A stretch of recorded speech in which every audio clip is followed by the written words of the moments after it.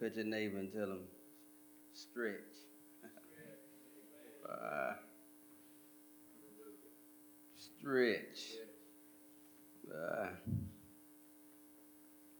I'll be coming from this morning, Mark chapter 3,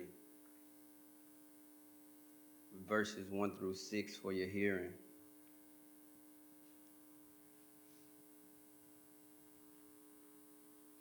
If I tag this text, it'll be stretch, get your grip back.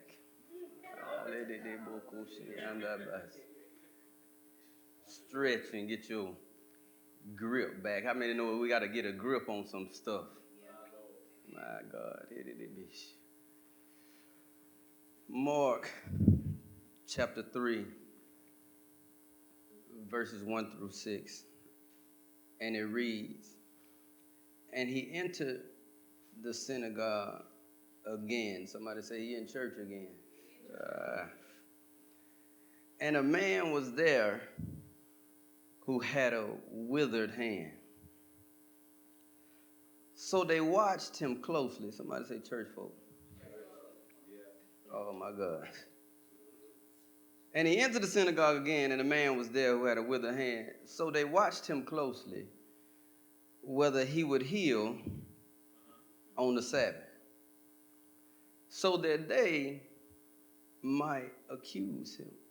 What are you watching the Lord for? Oh my God. Spectators. They said they was only watching to see if he would heal on the Sabbath so that they might accuse him. And he said to the man who had the withered hand, step forward. Oh my God. Come out from among. Step forward. Then he said to them, is it lawful on the Sabbath to do good or to do evil, to save life or to kill? But it said the church folks said, but they kept silent. They have problems, but they don't have answers. They have opinions, but they don't have anything to say. They didn't have an answer to the question, so it said that they kept silent. And when he had looked around at them with anger, being grieved by the hardness of their hearts. How many know the man had a withered hand, but they had withered hearts? Oh my God. This all in the house now. Remember, we in the house. Oh my God. But they kept silent, and when he looked around with anger, being grieved by the hardness of their hearts, he said to the man, I used to think that he touched him. He said to the man, stretch out your hand. His hand was withered. Jesus didn't touch him. He said, stretch out your hand. And he stretched it out.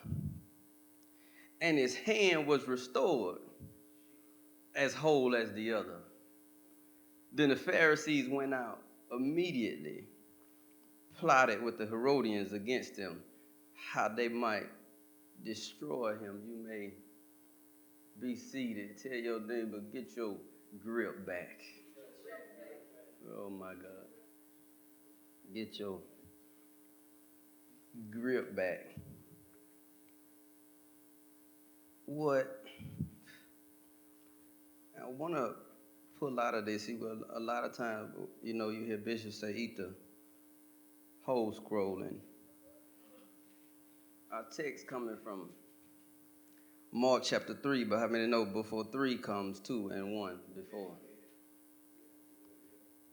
So y'all give me a little time this morning. We're going to walk it from 1 to 3. We're going to walk it because, see, 3, when you get to 3, you may have already missed some stuff in 2 and in 1 because God is a God of order. So we pop up in Mark chapter 1. And Jesus, John the Baptist is preaching, and Jesus is coming down, and he gets baptized, and then it said that God himself, it said that he split heaven open and said, my son with whom I am well pleased.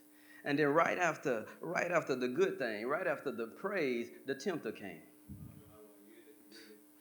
right after the ordination, right after the elevation, right after the stretching, right after the accomplishment and the praise, the tempter came. And he kept trying to tempt God, and he kept trying to test God, and he kept trying to stretch and see what he could get God to mend or to break. But God gave him word. Everything that the enemy would say, it is written, and Jesus would say, I say again, it is written. And at the end of this altercation, at the end of this conversation, the text says that the enemy left him, and then the angels came to minister to him. How many know they can't be around talking at the same time? Oh my God. So if the enemy ain't left you yet, you wonder why the angels ain't come yet, but the angels didn't come to minister until the enemy left, because light and dark cannot.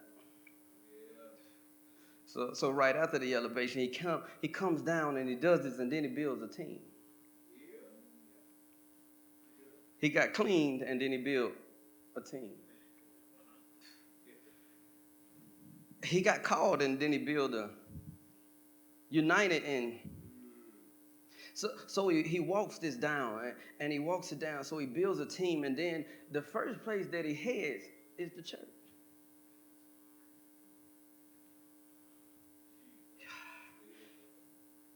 The first place that he heads is to address stuff in the synagogue, in the house of God.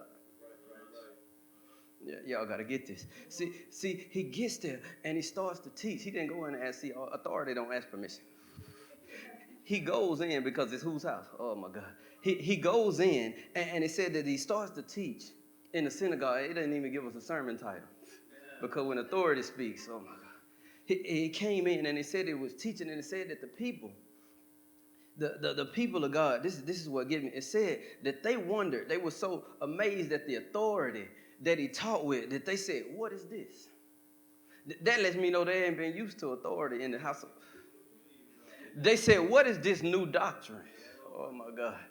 And you got what they did was, this is what I used to miss. It said, because he teaches with authority, not as the scribes. That mean they've been in church getting word. Y'all got to get this. That mean they've been in church in praise. They've been in church in worship. They've been in Bible study, but it's been no authority the entire time. They thought authority was new doctrine. Oh, my God. Authority shouldn't surprise you. It shouldn't be a new concept, because we already in the house. And so it said, what is this new doctrine that he teaches? And that he see, it makes me wonder, Bishop, how long we're going to let people mount platforms with no power and no authority? How can you be in here and not know what healing is? And not know what power feels like, and not know what wholeness feels like when you're in the house. So Jesus said, I got to go to the church first to get the authority in the... Oh, my... How long would people mount the platforms and teach with no authority? They said, he speaks with authority where the unclean have to leave. Oh, y'all not getting this. He said, he taught with such authority where the unclean can't remain in the... Real authority will facilitate the escape or the exit of the unclean. Because when you walk in the text, after he teaches with authority, it said that there was a man. A man was in a house with an unclean spirit. Unclean was in the house until authority came in them. But what got me about this, oh my God, what got me about this, Deacon Bear, put up Mark 1:23. The unclean were in the house. The unclean were in the church. But it said that the unclean spirit belonged to the man, right? But when we look at this, there was a man in the synagogue with an unclean spirit, and he cried out, go to 24, saying, let us alone. It said, let us alone. What have we? This was one man now. Y'all got to get this. This was one man. What do we have to do with you, Jesus of Nazareth? Did you come to destroy? I know who you are, Holy One of God. The longer, oh my God, the longer you allow the unclean to stay in the, if you don't control your demons, they will start to speak on your behalf. The man, they spoke for him because they was comfortable inside the house already. If you let that unclean, if you don't get it settled, if you don't get it healed, if you don't become whole, if you leave gates open, if you leave doors open, if you leave it access, it'll get so comfortable that it'll speak on your behalf. Oh my God. Who's speaking when your mouth is open? Everything that they, and look, this is how we know that they know authority. Jesus didn't address them first. They said, we know who you are. Which means that what was already in the house didn't have enough power to. It asked authority. Did the unclean ask authority? Did you come to destroy us? We've been here so long. Oh, y'all got to get this. This is in the house. This is what you got to get. They in the house. They in the church. So if you don't get control of it, if you don't get it out, if you, and this is what blows my mind about it. It said because the demon started to speak out of the man was a vessel. It started to speak out of the man, but before Jesus told her to get out, it told her to be quiet. Because the man, I know that's not him talking. I know he being used. I know that he has been possessed. So before he told it to exit, he told it to hush. Right. Because he knew that the unclean spirit was speaking. Oh my God, y'all got to get to it. It'll facilitate the escape. And if you don't control it, if you don't get defeat out, defeat will start speaking for you. If you don't get, Bishop, if they don't get depression out, depression will start. If you don't get low self-esteem out, oh my God, y'all not with me. If y'all don't get that out, it will start speaking on your behalf. Men, women, if you don't get lust out, lust will start coming out of your mouth. If you don't get jealousy out, somebody will mount the platform and it'll start coming out of your mouth. You got to kill it where it's at or it's going to be your spokesperson. Oh my. A spirit ain't going to speak for me. Oh my God. Y'all got to get that. It had been in him so long and it had been so comfortable in the church that it was speaking. Oh, y'all got it. It's been too long in the body that we left the unclean alone in the house. And allowed it to stay and not just stay but speak. And Jesus was the only one with the authority enough and knew that it wasn't even the man speaking. And see, we got to get that in the church. It's not the vessel they're being used.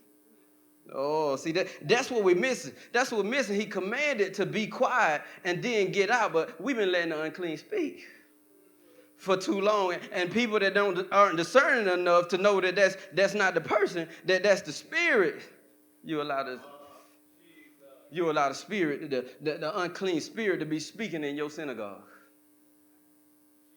Where there's no authority.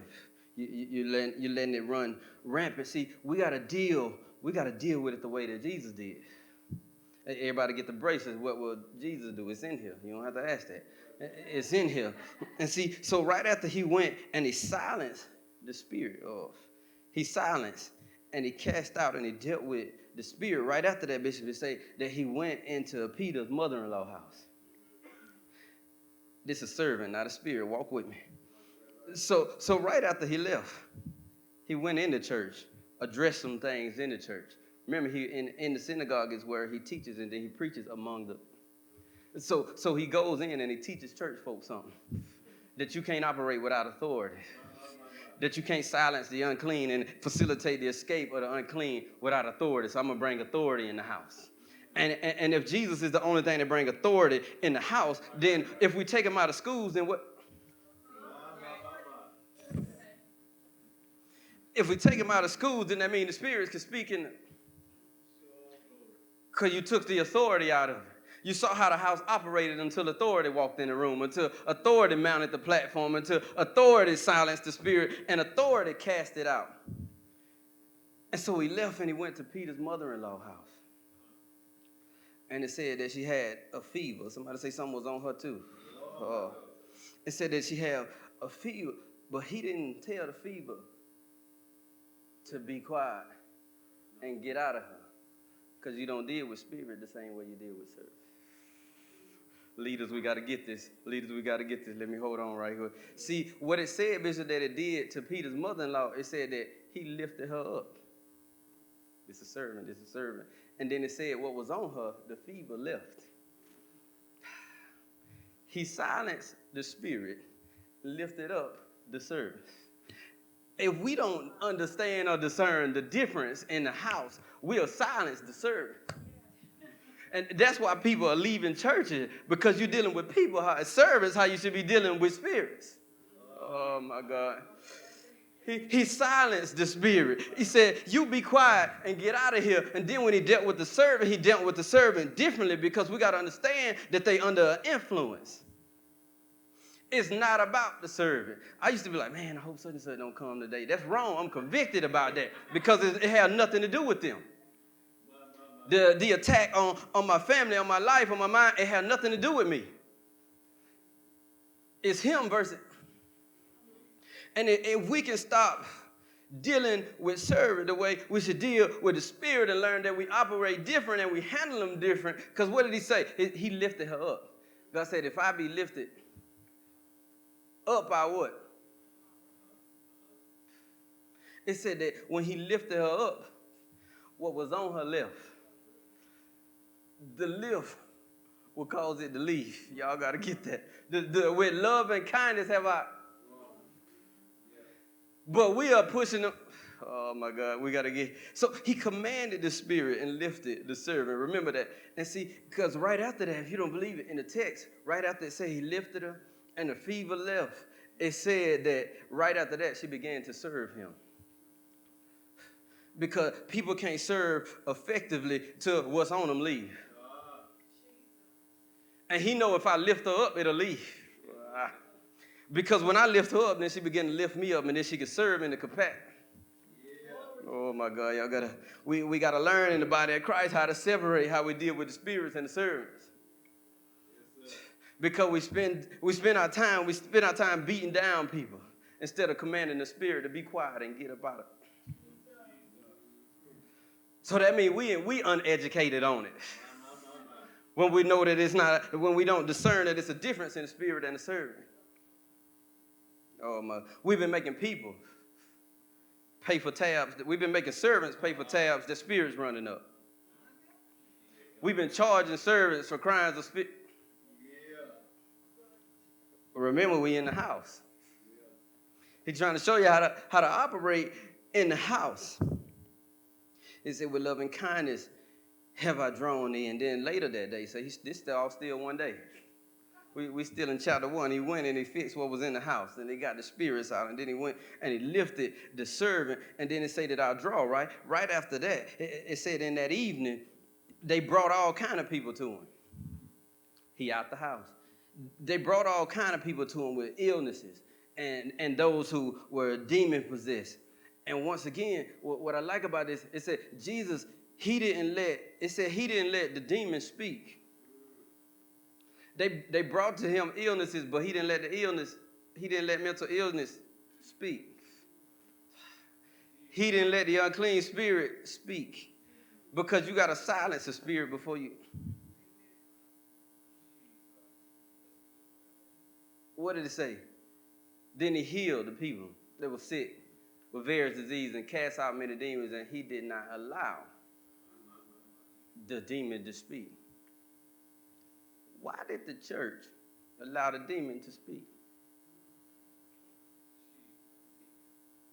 Jesus showing us right here, you don't let it speak. The church folk, the scribes and the Pharisees and Sadducees have been allowing the spirit to speak. And it said that Jesus, when he did a thing outside the house, or kitchen dining room. When he did a thing outside the house, because remember, just about everything that he did, there were multitudes around. There was always people observing. And the people unaware who's speaking. Then they take advice from spirits and not servants. So it said that Jesus, he didn't even let them speak. I'm going to pull that out of you and not let it make no more noise. I'm going to pull that out of you and not let it speak again, not let it talk to you or others. You got to silence it. He said, I'm not even going to let it speak. So that's somebody say day one. That's fresh out the Jordan. I'm talking about fresh out the river. And see, day two, he's speaking again. And he in the house. And they said that 4 men brought a paralytic to him on a stretcher. Oh, remember what we said we do with servants. So it was no room at the door. There was no room you couldn't get through the garage. You couldn't get through the front door or the back door. You couldn't climb through a window because it was so packed. So they had to lift him up. It said that they had to lift. Oh, my God. It said that they had to lift him up. Y'all got to get that. What he doing to the servant? It said that he had to lift him up. And then see, what he did was he healed him because of the faith in them that he saw. And this is what happened next. Remember, it's a hard thing. A hardened heart is just like a withered hand. And it said, oh, my God. It said that when they let him down, they healed him because of their faith. Watch this. At this point, the scribes are starting to speak out of their mouth against what Jesus is doing. Did somebody say this chapter 2? This is the next chapter. In chapter 1, when Jesus healed, it said that they was contemplating and talking in their hearts. It didn't come out of their mouth, but it was in there. And if you don't deal with it while it's in your heart, in another season, it's going to come out your. It said that Jesus had discerned what was in their heart, and he addressed it. So that tells me he can hear your heart. It said that he heard it in the heart and he addressed it.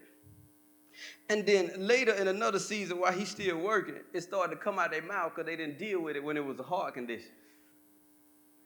And I want to tell you, if you let stuff fester around long enough in your heart, you're not going to be able to control it from coming out of you. Oh, my God. So then, we're still walking, right? We're still walking with Jesus, right? We're still walking. So then it say that a leper came, it said he was full of leprosy. And he said, God, if you willing, I know you can do this. I know that you can get this out of me. I know that you can pull this out of me. So basically he said, Lord, if you willing, I'm ready. But how many know he had to get to a point where he was ready because God was always willing? Right.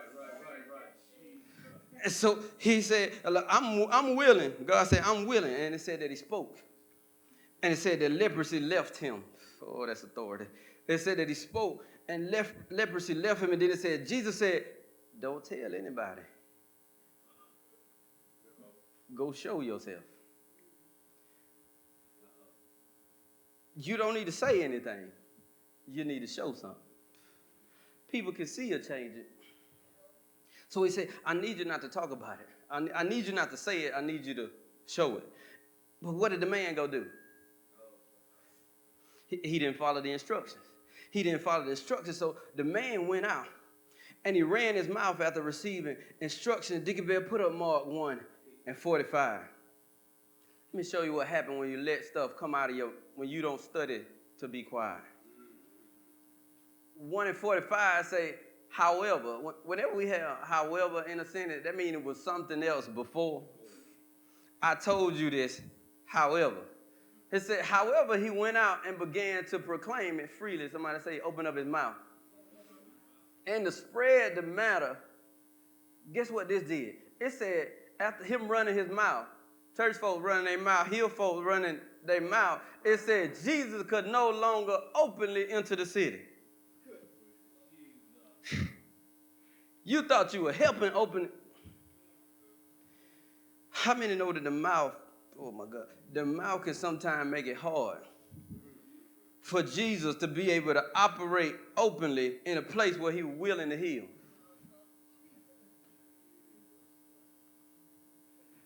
It said that after this, Jesus had to minister on the outskirts from a place that he was willing to heal on the inside.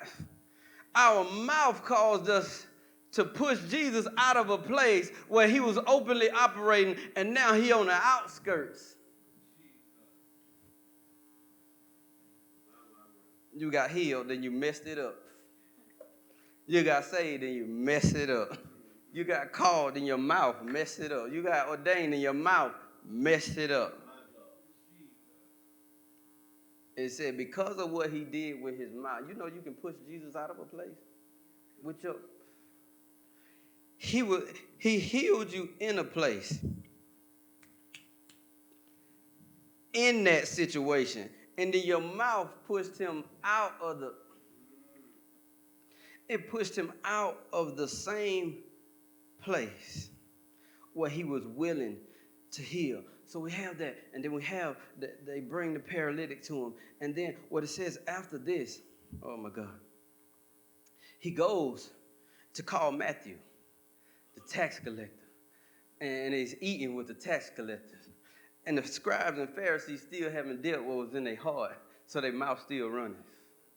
Oh my God, are you following Jesus for the wrong reason? It said that the same scribe was still following him to see what he was going to do. They following Jesus to plot on. Are you following for the wrong reason? They said, what is he doing eating with the tax collectors and the sinners? So once again, what they didn't take care of in their heart is now starting to come out of their mouth. And see, right after Jesus left here, it said that he continues. And the Bible says that he walks through the grain fields, Bishop. And it's on the Sabbath again. Somebody say we on the Sabbath. And he's walking through, and the disciples started to pick the heads of grain. And the church folks, again, we're going to talk about stretching. Religion is relationship that hadn't been stretched. We're going to get to that. The church folks started saying, why do they do what is unlawful on the Sabbath? This showed me that they more concerned with the wind than the what. And so Jesus asked them a question. He said, have you never read, or remember these people are skilled in the law and the word, right? He asked them some skilled, some educated people, right? He said, have you never read about when David was hungry and he took some showbread and he ate it and he fed those that were hungry that were with him? And I said, why would Jesus say that? Because people that try to beat you up with a law should know the whole law. People that try to beat you up with some of this. So what he was saying to him, he said, have you not read? So he's saying, you're trying to tell me you're trying to tell me I'm the fulfillment of the law. You're trying to tell the fulfillment of the law how he cannot legally operate in a place. But what he was saying was you can't just read some of the Bible and not apply it all. Because, see, apparently they read about, oh, no, you don't do this on the Sabbath, but they didn't read about the showbread when they were hungry. So what we call this game Stump the Chump. And Jesus played this all the time, didn't he? He talked to him every time because authority will do you like that. And he talked to him. So then he said, check this out, peep this on game. He said to them, the Sabbath was made for man and not man for the Sabbath. Blew their mind right there. They had been reading for years. They've been in every seminary around. And he said, you're talking about the Sabbath. The Sabbath was made for man and not a man. See, we think, oh, my God. We think that, he said, what he say in chapter 3, is it good to do good on the Sabbath? Deacon Bear, put up Matthew 12 and 12. And he said, let me tell y'all church folks, y'all Bible bash or something. Let me put you on game about this stuff. And then I'm going to show you the order of how he did it. Matthew 12:12 said, of how much more value then is a man than a sheep? Therefore it is what? Lawful to do what? When? They ain't read that either, had they? You know you don't know as much as you think. You know your saved, sanctified self don't know as much as, you know your set apart, ordained self don't know as much as. It's always, you could never get enough of this word. It doesn't illuminate until you have the capacity to hold it. Wow. So he was trying to stretch their thinking. We're talking about stretching. Because see, let's break down the Sabbath. Yeah, I know you heard Bishop say it in Genesis, God did everything he needed to do in a few days. I'm perfect where he said, oh, I created this. I made it. I see it's good. Next. I created this. I see that it's good. Next. And he did. And then what he did, Bishop talks about this, where he made man and then he introduced him to rest. But the reason that Adam was able to be introduced in rest is because Jesus didn't leave anything. God didn't leave anything unsettled. And what I came to tell you, if you're supposed to rest on the Sabbath, but you got a spirit, then how can you rest when you're tormented? How can you rest when you're wrestling with stuff? So God said, if you want him to be able to rest and be able to keep it holy, then you got to pull out the stuff that's keeping him. That's why he said it's lawful to do good. Think about the man, when we get to Mark chapter 3, his hand is withered, which means he can't hold anything. His hand is withered, which means he can't clap and give God praise. His hand is withered, meaning he can't get a grip on himself. So Jesus said, if I don't fix that, if you unclean, how can you keep the Sabbath holy anyway? He said, I'm trying to facilitate to be able to introduce them into rest, but right now it's stuff unsettled. It's not take a break. See, Adam was able to rest because God always does a complete work. He created it perfectly. In Genesis 1 and 2, he created it perfectly. The fall didn't come. It didn't get tainted to 3. So that's the way Adam was able to rest, because it was a perfect work. Oh, my God. And as long as we are in these bodies that we were born in and shaped in, and until we get that out of fold, they can't keep it holy anyway, and they can't rest anyway. So he said it's lawful to do good on the Sabbath. Oh, my God. He said it's lawful to do. That's why he kept doing it on the Sabbath. We in our statement say, God, I can't keep it holy because I'm unholy right now. I can't keep it holy because I got profane things. I need you to pull this stuff out of me. I need you to silence what's in me. I need you to cast it out, and I need you to lift me up so I can rest and keep the Sabbath day holy. What he does and what this causes when we try to put restrictions on not the what, but the when God can do it.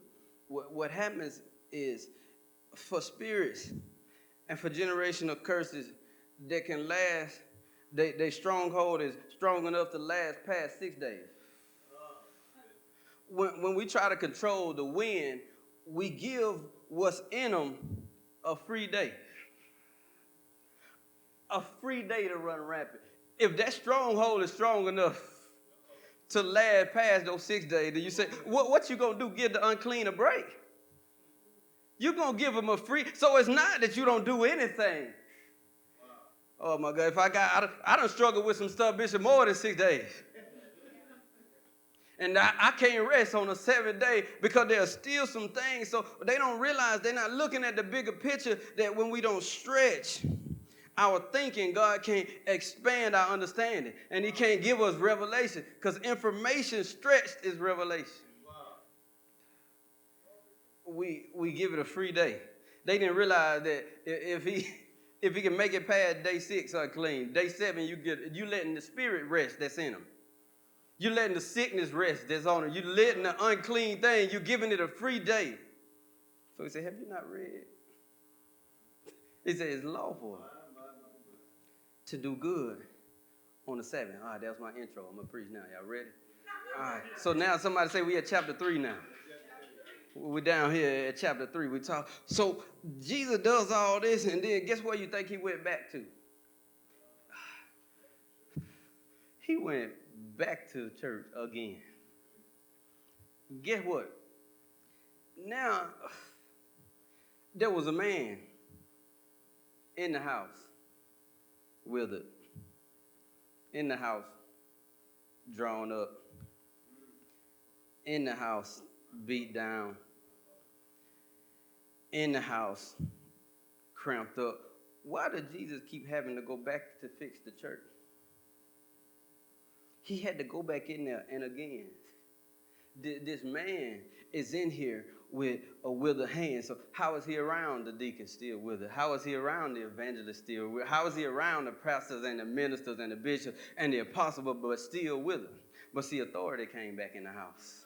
And when we can bring authority back in the house, what's withered got to... And so he keeps having to come in and say, there was a man with a withered hand. See, withered means to lose vitality, force, or freshness, or to make something incapable of action.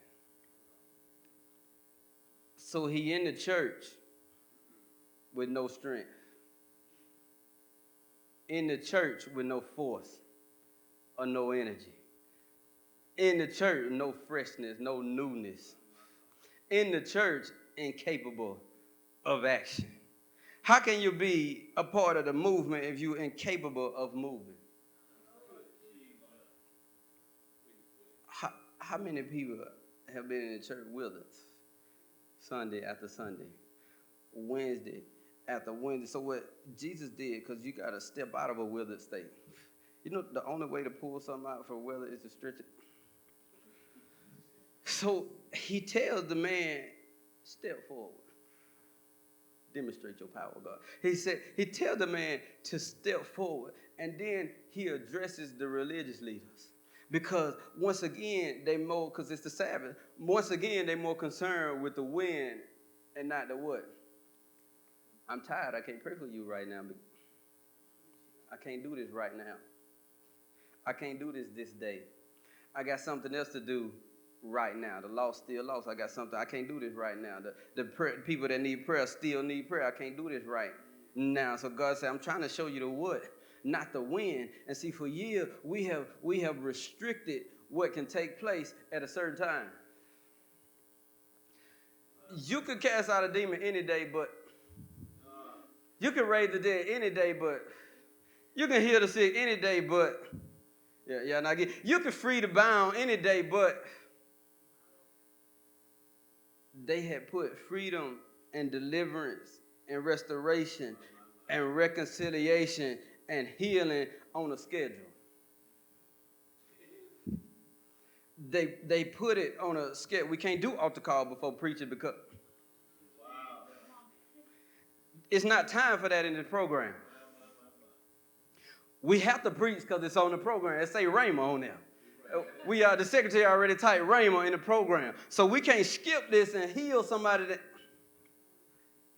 Oh, my God. Church folk. He said they tried to put it on a schedule.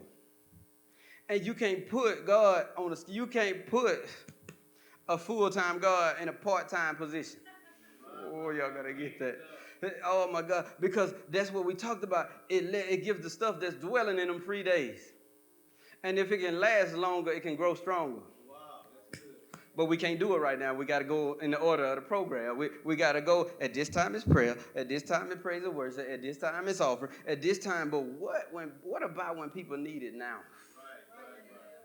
Right. What about when people... So he tells them to step forward.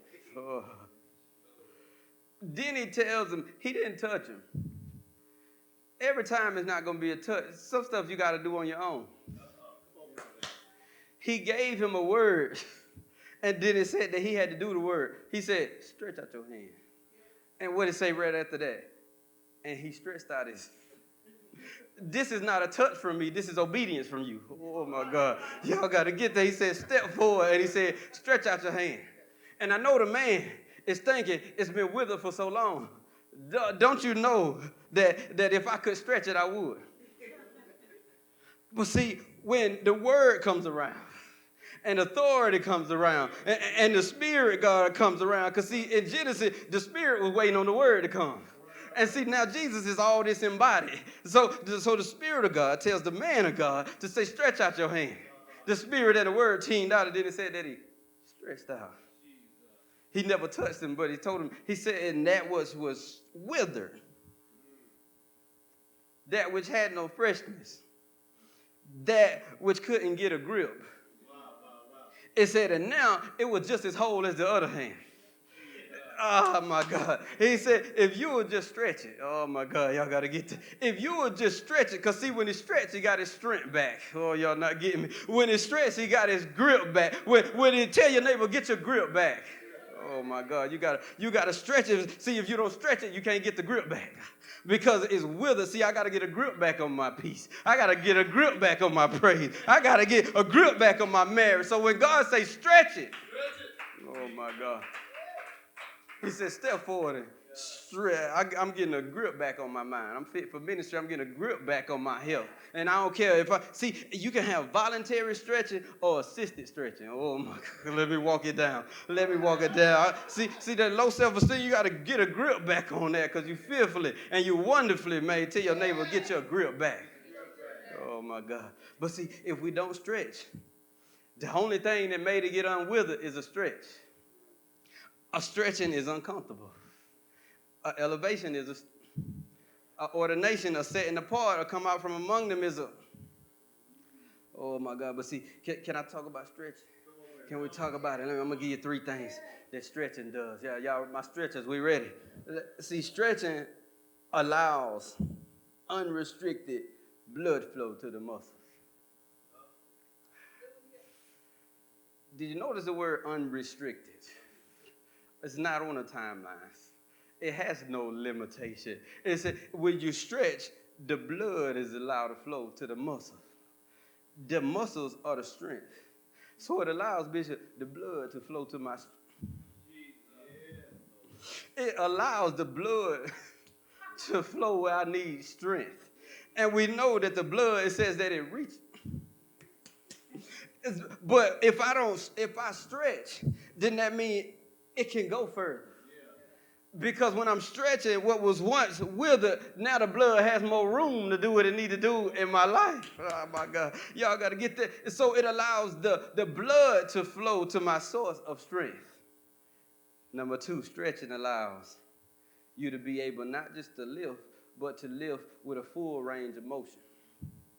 Oh, my God. See, if you can't lift with a full range of motion, then scientists say that it stunts the growth of your muscles. But if you not stretching, then you can't get to your full. If you don't answer the call and let it stretch how you work, then you can't fully fulfill. It said that it allows you to move with a full range of motion. And it allows, what it says is that your muscles to grow long and never be stunted in growth. How many know, oh my God, God got so much he want to. But see, we didn't stretch first. So what we did was what religion does. And what the Pharisees and Sadducees do, when we can't get a full range of motion, we can't get it all. Y'all got to get that. Yeah, see, until religion is stretched, it can't be relationship. Because religion sticks to this traditional approach. And when God want to operate in a new way, you need a full range of motion. Full range of motion, proper hall, that means I can go this side or this side. So if the enemy is on this side, I can still operate on. Because my motion is now, I got a full range of motion. He can do anything that he needs to do in me and through me because he got a full range of motion to work with. Somebody say stretch. And the best part about it, oh my God, this is going to help you right here. The stretching that you do should be directly linked to the workout that's coming. Ooh, get to talk about it. Prophetess Hall, that means if I'm working my arms that day, I stretch my arms. If I'm working my legs that day, I should stretch my what? If I'm working core that day, see, the stretch is tailored for the work. Oh, you got to get this. So if God stretches your finances right now, did that mean your finances about to work out? Oh, y'all got to get this. If he's stretching your marriage right now, that means your marriage is getting ready to work out. If he's stretching your faith right now, Evangelist Hayes, that means your faith is getting ready to work out. If he's stretching your focus with distractions, that means your focus is getting ready to work out. Tell your neighbor stretching. Oh my God, tell him it's getting ready to work out. I'm going to stretch because it's getting ready to work out. See, the stretching is required, and that's what we don't get. The woman with the issue of blood, watch this. I always wonder, Bishop, how she only made it to just touch the hem. I used to wonder that, and then I had to put it together. Jesus was in his prime. He was fit for ministry in the middle of it. I'm talking about triathlon, like he was ready, all power. And he was in his prime, but he not only was in his prime, he was in a hurry to be about his father's business. How many know we got to be in a hurry to be about? He was on his way to Jairus' house, what? And he was on his way, and she was in a withered state from 12 years of an issue. So naturally, if you got somebody in their prime, what we call it, Prophet Paul, if Jesus was range walking, and you got somebody that's more and more brittle, more and more beat down, more and more withered, but they got a will. And they heard some stuff so good. And they heard some stuff so good that they decided to stretch their faith enough. So when you done tried every medicine, she done tried every doctor, she done tried every home remedy, but she heard something that stretched her faith.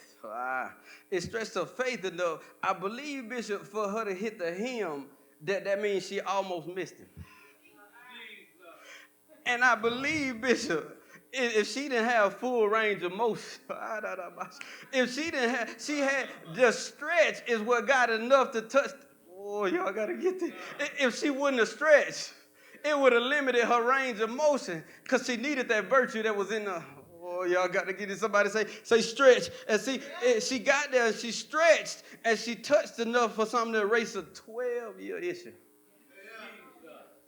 One stretch. The stretch is the only way she made it. Have you ever had to fully extend? That means she almost missed it. Oh, my God. Can you imagine when you almost missed Jesus? Are you desperate enough? Are you willing enough to stretch out further enough to where you can still grab on to the hem because you know it's something in the hem on him that you need? Tell your neighbor stretch. Oh, my God. We stretching today. That stretching cleared up a 12. All she had to do was stretch. That's all. She lunged out and still only made it to the hem. The hem is on the bottom, Bishop. She almost missed it, but she, oh, y'all got to get somebody say stretch. In Exodus 14, the children of Israel said that they came to the Red Sea, and they came out of bondage, and bondage decided, I ain't ready for you to be free yet. And bondage started to track back down once he once had bound.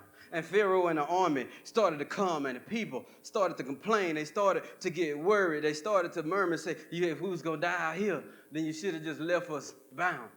So bondage, sometimes it ain't ready to be done with you. It might let you go 1 week, but decide that it ain't ready for you to be all the way free. So bondage started to pursue them again. And bondage started to come after their freedom, and the people started to bother Moses. And Moses with the God said, Lord, these people complaining again.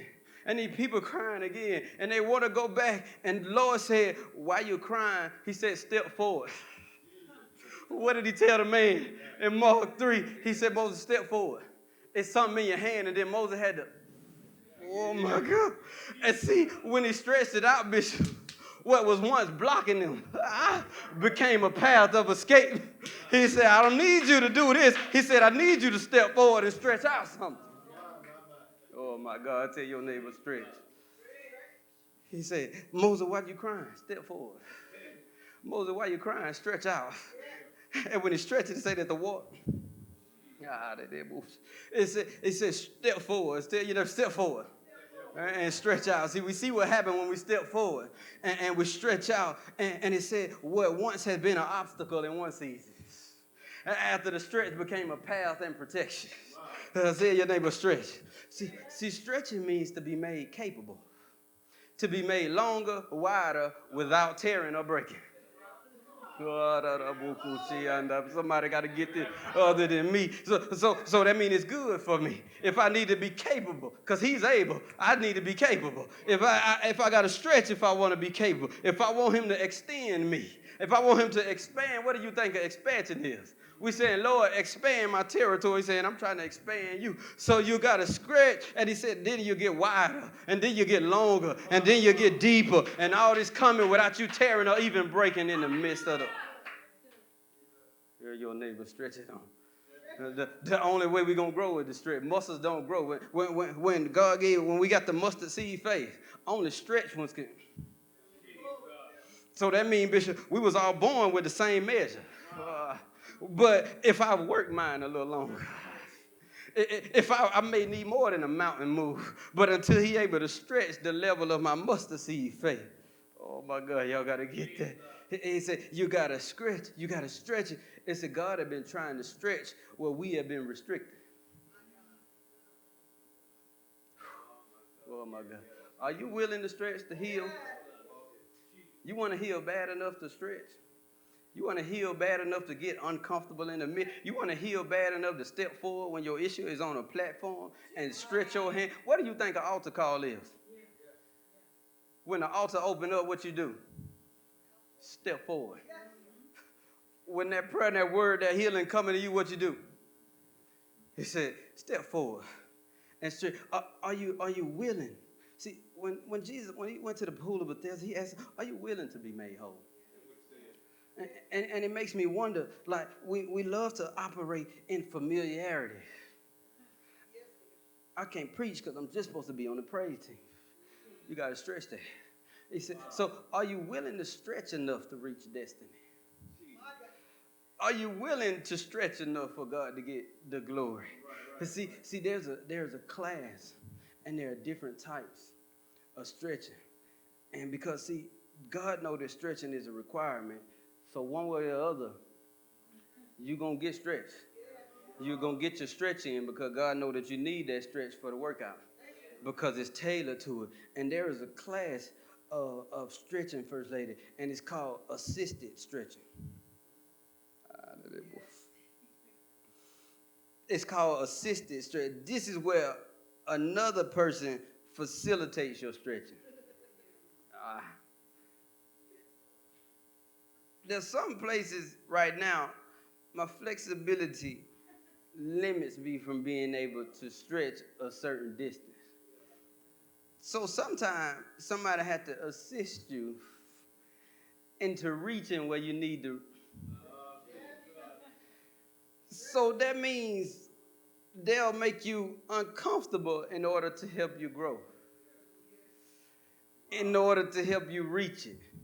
You can't quite get there enough, but God will send help. An assisted stretcher. And how many know I would rather me make myself uncomfortable than somebody else making me. And God had been placing people in your life that have been trying to help you. And you can't reach it yet because you are restricting the stretcher. And you are restricting the assistance. But I can't tell you if you don't voluntarily stretch. If you don't stretch on your own, God will send a situation in your life. He'll send a situation in your marriage. He'll send a situation in your mind because you're going to get stretched. And I'd rather stretch on my own, Bishop, than for God to have to stretch me out. Oh, my God. Y'all know. See, when we don't volunteer, God said, I need this out of you. So I'm going to do what I need to do to pull this. If I got to get a storm in your way, if I got to put a situation on your job, if I got to put a thorn on your side, if I got to put something into your life, we got to facilitate the stretching that you won't do on your own. The stretch is for your benefit. The stretch is for your healing. The stretch is for your freedom. See, but that's what people do. They restrict it. They don't want to let God stretch them so they can grow. And we got stunted Christians, and stunted prophets, and stunted apostles, and stunted bishops because they ain't stretched. So if you want it bad enough, God said, step forward